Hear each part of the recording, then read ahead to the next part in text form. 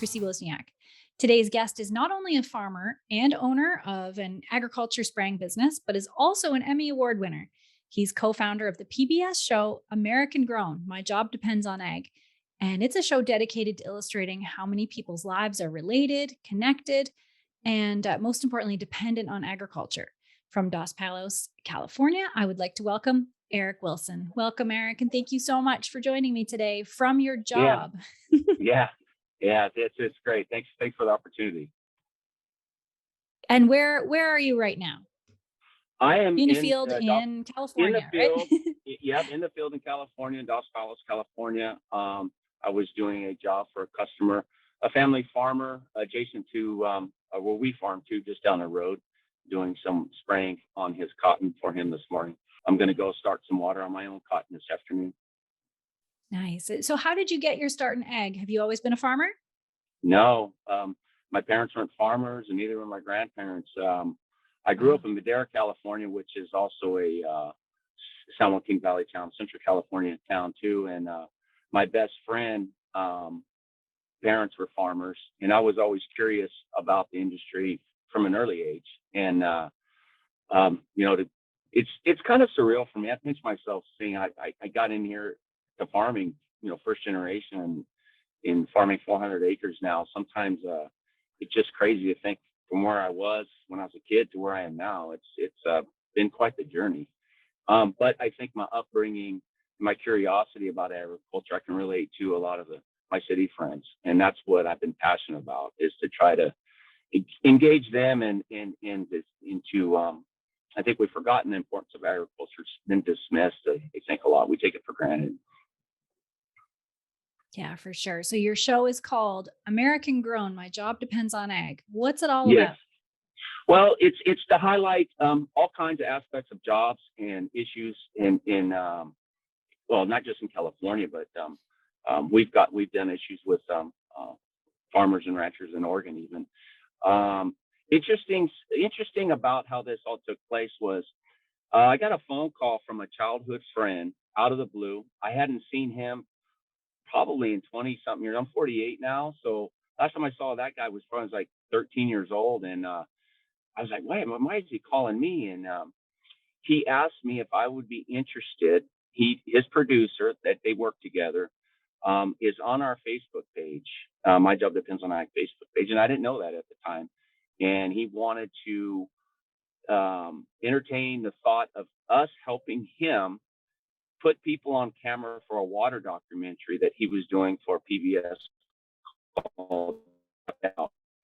I was apprehensive because I don't, water issues and in mainstream media sources, a lot of times agriculture's got the short end of the stick on truth, to be honest with you. Mm-hmm. And so I was reluctant, but I trusted my friend, and I was willing to get on camera too on that topic, and he produced a very produced show and accurate show, and called Tapped Out.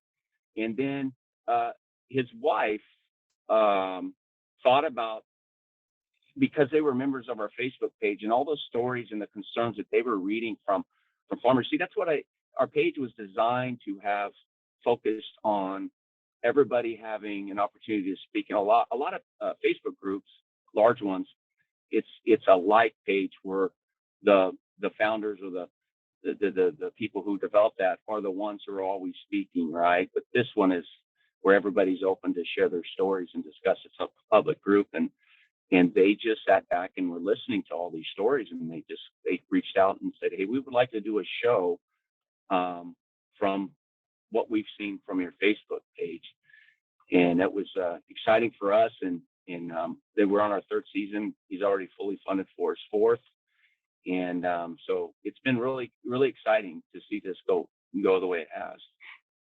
That's amazing. So it all started from a Facebook group. It actually started, if you want the backstory a little bit to this. So one of my good friends, Steve Malanca, and we kind of had a collision course. This was kind of just on a spontaneous combustion, so to speak. First off, we're like big Fresno State football fans, and he was a manager at our local John Deere dealership. And I would frequent there over the years, many years, and we became pretty good friends talking about that. And like I told you before, my friends from Madera, they were family farmers. And as a kid, I remember his dad and his family and his brothers very concerned about our water issues back in the late 80s. So I was aware of the issues then and the struggle that they were having way back then. And me and Steve were passionate about in the same way about agriculture. And I was in a field like I am today. And he called me and he goes, "Hey," um, and it was just a great gesture. He just wanted to make a sticker, a decal that we could put on our cars to show people, "Hey, my job depends on agriculture as we drive through cities," right? And I got home that evening and I said, Steve, it would be great if we take this to social media and ask people, does your job depends on agriculture? Some way, in some way, it probably does. If they really are honest, can be traced back to it. And that's what the focus was. So it started with Steve and the creation of his decal that you guys see, that my job depends on that decal. And we didn't know what to expect. I think in the first month, I was the only admin on the page, and I personally approved 22,000 people and Wow. moderated the page all alone. And then he got on there moderating, and we have probably 12 to 14 moderators. All of them I never met before in my life. All of them, and I chose them because over time they were very articulate and calm and very knowledgeable about agriculture. And so they stretch from the far reaches of Northern California all the way to Southern California. And some of them I haven't yet to even meet in person. So it's been really neat. It's been an organic group. There's been many opportunities that people and corporations had wanted to lock arms with us and kind of, fund it. And we just stayed away from the funding. We wanted to be able, maybe it's a mistake. It was, people thought that we should probably take and use our numbers and people and go and lobby politicians, but I didn't want any part of that. I wanted to lobby the people. I think I wanted to go around that. I just wanted to talk to them. And so in doing so, Steve and I, when we started having this great demand for decals, we generated some money and we put it into a college fund, so to speak, at a nonprofit thing that we got going on, and we dispersed this most of the money through uh, a program called Land-Based Learning out here in California. So we've given a lot of $500 to $1,000 scholarships and to ag programs at universities over the last 6 years. So that's been the good fun part about this whole thing. Wow, that's So incredible. What a cool story. And it's truly grassroots. truly grassroots. There's no money that I put in our pockets from any of this. And in fact, if my daughter is an ag major at Fresno State. She just graduated, and she was trying to apply for Smith Camp. It's a very prestigious scholarship there. And I remember when we first got started, when we were doing our income taxes, I had to report the sale of the decals, even though we weren't collecting keeping any money. It affected, it kind of bloated up, or affected what I was putting on paper.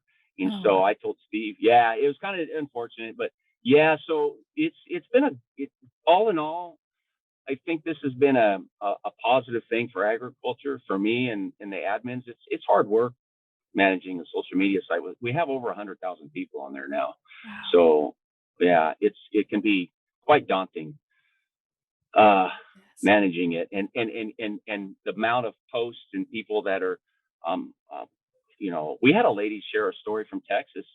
It had over 1 million views, almost like Really? 900,000 views. Yeah, Wow. 980,000 views from her conversation that she had with our group. So it gets busy some days on that page. I guess. And you Yeah, had in the last couple weeks some pretty cool news. You yeah. won an Emmy for the show. So what was that like? And was your whole team there? And did you celebrate? And did it feel Oh, real? actually, I was asleep in bed that night at 7:30, so I woke up to the news with Oh the wow. producer texting us, and so that was really exciting for us to hear that great news for sure. I wish I could have been there, but I work so much, I don't have time. I gotta do another interview in supposed to in LA here in a couple weeks, but I don't know. We'll see. Wow. That's amazing. So who do you feature on the show? Are they farmers? Are they meat packers? Who are they? Oh man, it's a broad spectrum. I mean, we got everybody in agriculture: farmers, packing facilities. We try to hit, cattle ranchers. I mean, we've been all over the place trying to get people to. The whole idea was really to, just show, especially for living in California, strange place. Okay, because the interior is agriculture. It's dominated by agricultural economy, and you have to physically go over mountain ranges to get to the major metropolitan areas. You have to go out, and believe it or not, there's a lot of people that live in San Francisco, which is only probably 2 hours at the most from my house. And, LA is probably 3.5 hours from my house, and a lot of those people have never been in the interior of California, have no idea what's going on at Really? all. Oh, for sure. And it's because for them, there's no reason to come into the San Joaquin Valley. They have everything they need there.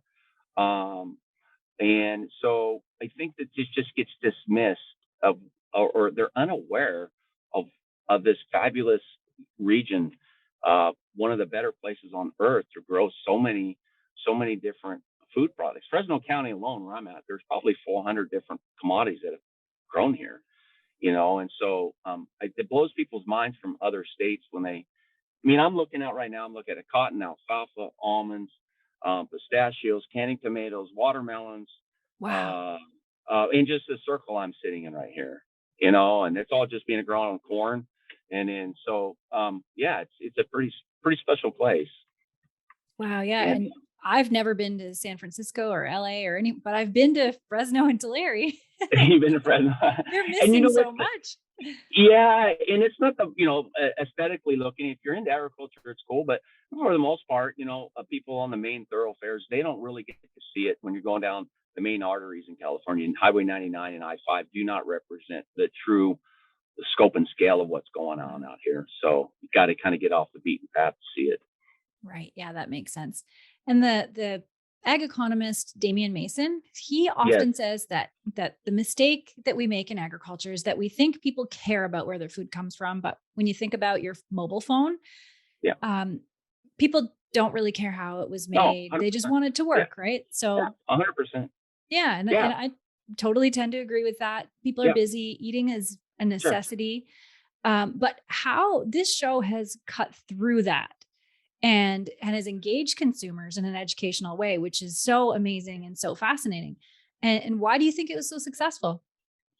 I think from the beginning, and this isn't to pat ourselves on the back, but I think we distance ourselves from the show having appearance. It's coming from, um, people are just suspicious and cynical anymore. If they think it's coming from some big corporate ag deal, that's a label that gets put on, then they just don't want to look at it. But this is just, there's, I think the authenticity, like you were saying earlier, and just from the get go, I think we built a base early on for 5 years before the show got really going of people who knew what we were up to and liked it. And so when this came out, they were already tuned in and really wanting to watch.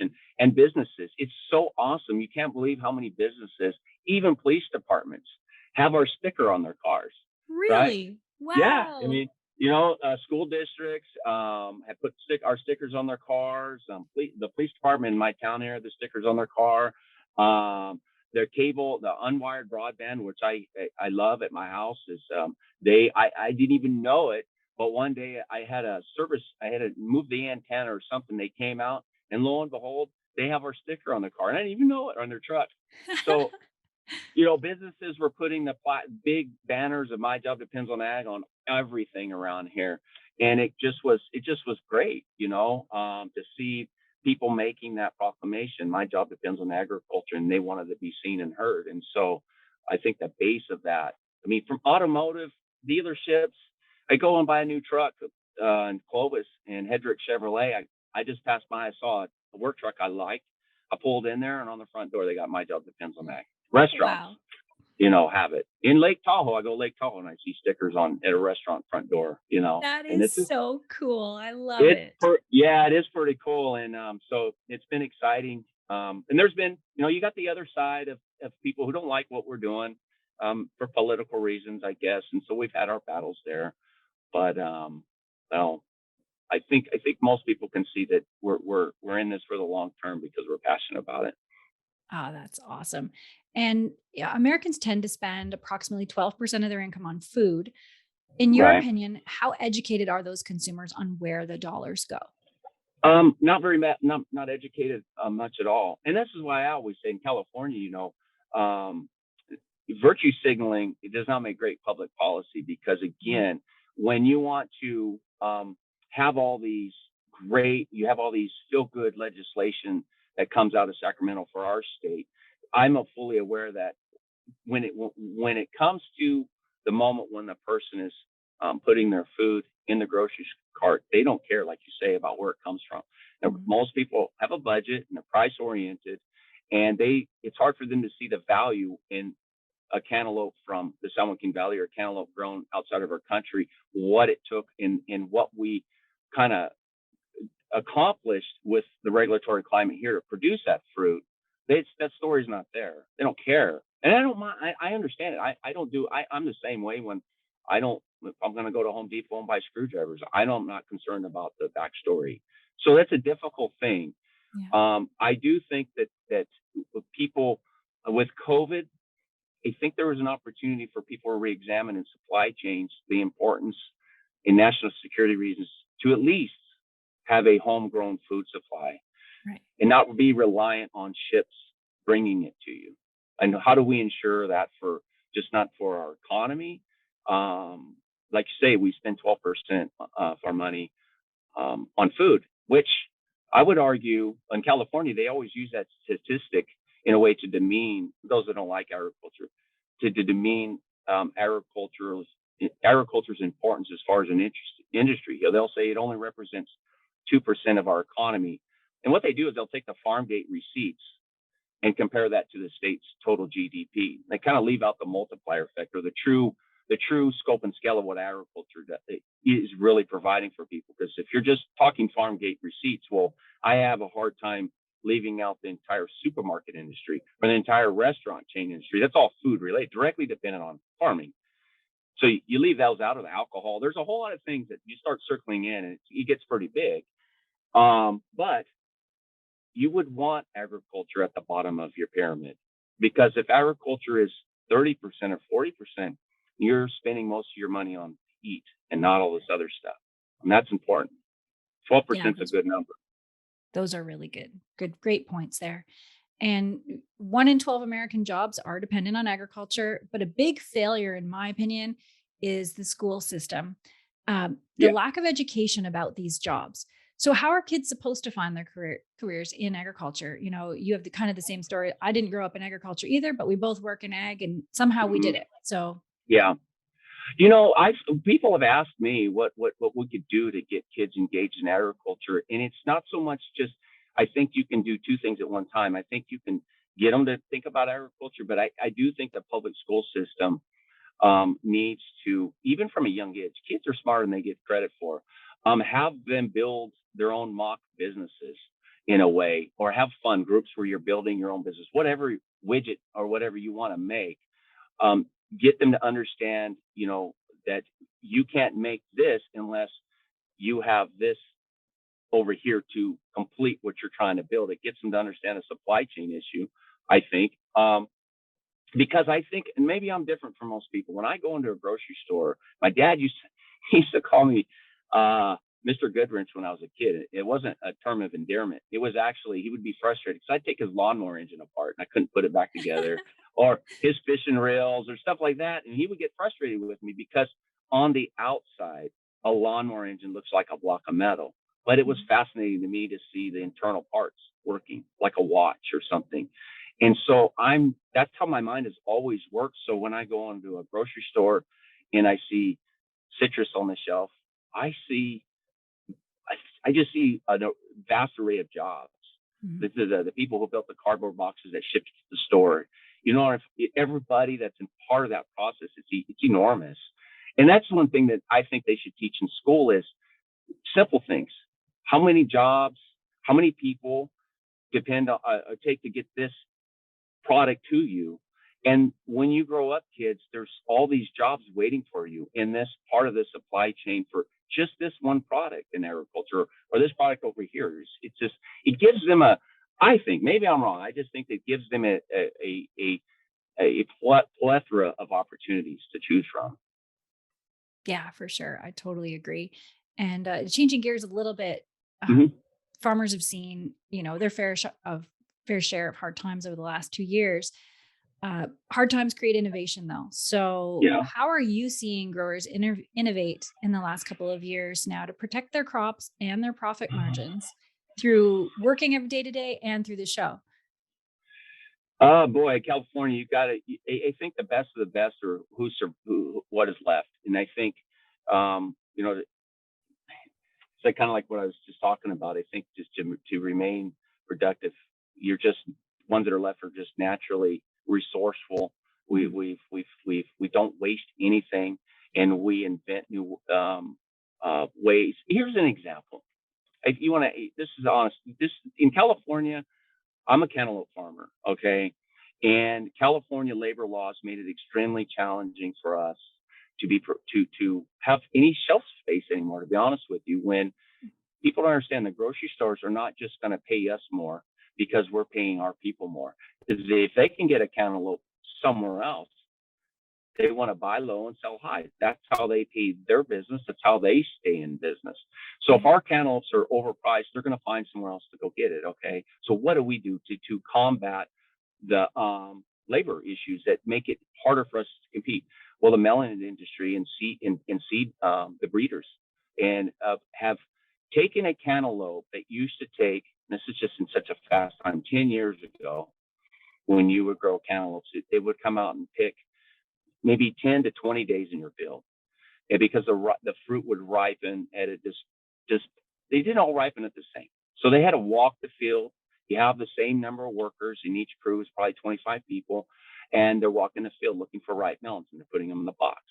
Well, now just in 10 short years, they've because of hybrid, great plant breeding, they've developed varieties now that they could do this in 3 days. You have the Wow. same number of people, but the plant itself is now um, uh, holds on to the fruit, and they've all kind of got a more uniform maturity. Early on, it sacrificed a little bit in taste because they were trying to develop. But this is the fascinating about agriculture. It's always fascinating. You give us a problem, and man, we can find solutions to it. Just left to our own devices. So we got a challenge, we could fix it. This is one example of I tell people that's how we've stayed in business. We went from having to have a crew out here for 20 days to 3 days, 4 days, you're done. So that's how the processors have stayed in business, and we've been able to continue to grow cantaloupe for now. Yeah, that So that is so cool.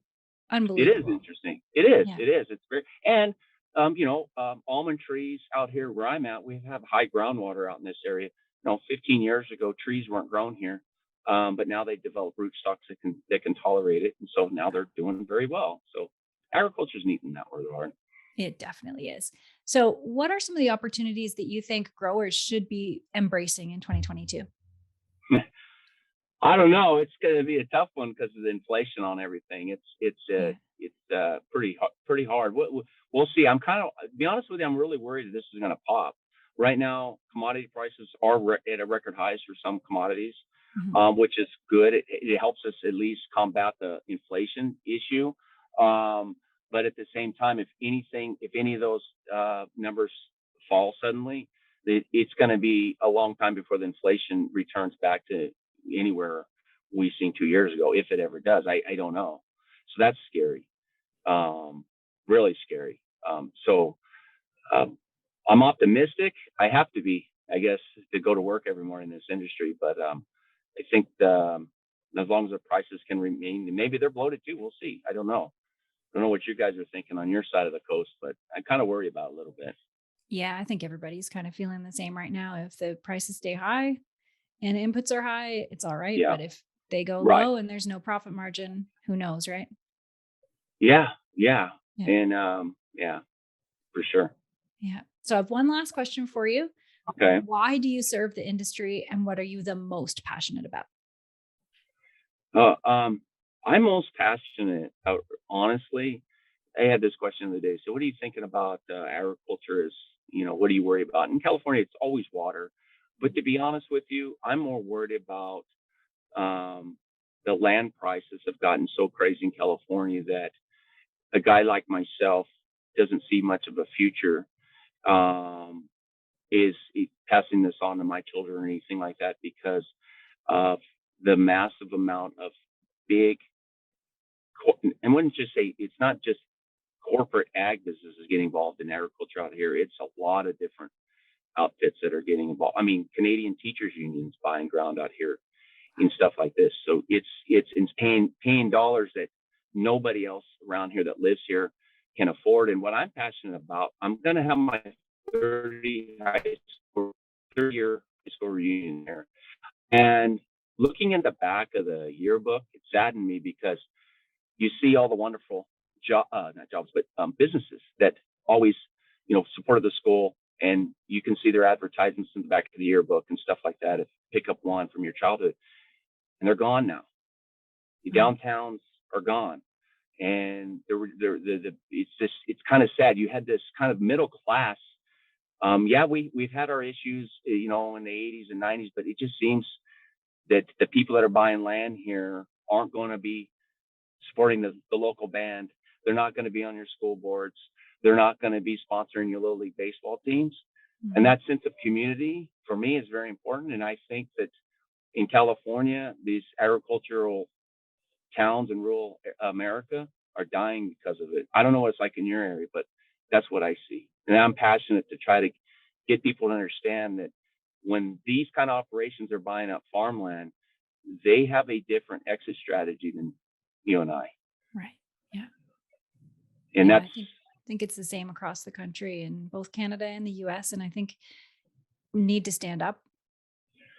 I don't know what to do about it, and it's the regulatory issues in California has favored a vertically integrated farmer who is a picker, panner, farmer, processor, shipper, packer, whatever you want to call it. And a lot of us just don't have the capital and the means to do that anymore. Yeah. The ground out here is $50,000 an acre for fallow ground now. Yeah. Wow. In That's got to be years. The highest in the country for sure. Some of it, yeah. I mean, not 50-50 for trees. You could be at 38 to 42 for fallow ground, but I can see it going to 50 real soon. I can't afford that. No, yeah, that's for sure. Wow. So where can people find you? Where can they find the show and the Facebook group? The easiest thing for anybody to do if they want to watch the Tapped Out water documentary, we're having Tapped Out 2 coming along the way here, and our American Girl Mind Job Depends on Ag is just to get on your Play Store, download Valley PBS app. You can watch the shows anywhere, anytime you like. And as far as I'm concerned, I'm on LinkedIn, but I'm also, I'm on My Job Depends on Ag Facebook page. And so anybody can reach out to me there. Very good. Well, thank you so much for joining me today. Yeah. It was a great conversation. No, thank you. Thank you very much. Yeah. And thanks to all who are watching or listening. If you want to learn more, the links are provided in the show notes. And don't forget to subscribe to North American Ag Spotlight, YouTube, Rumble, Telegram, or Ag Fuse channels. And the podcast is available on Spotify, Apple, Stitcher, Amazon, or wherever you listen to podcasts. And have a great day. Bye.